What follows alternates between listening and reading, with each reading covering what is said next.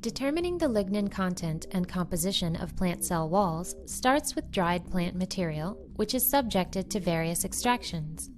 The resulting material consists of cell walls only, and then is split up.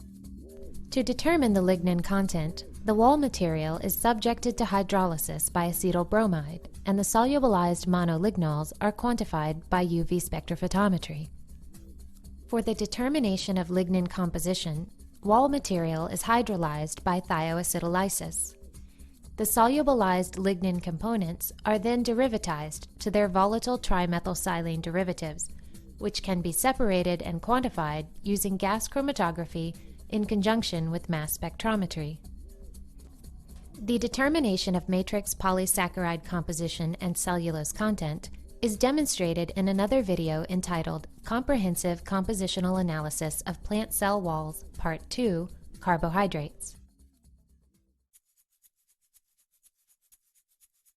Hi, I'm Markus Pauly, head of the Wall Analytical Facility at the Great Lakes Bioenergy Research Center here at Michigan State University.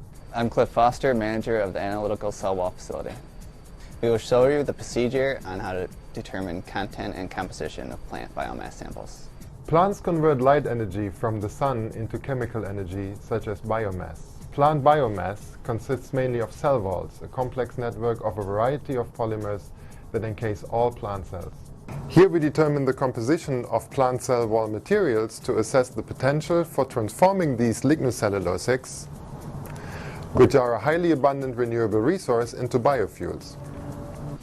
Today we will focus on the polyphenol lignin in another video entitled Comprehensive Compositional Analysis of Plant Cell Wall.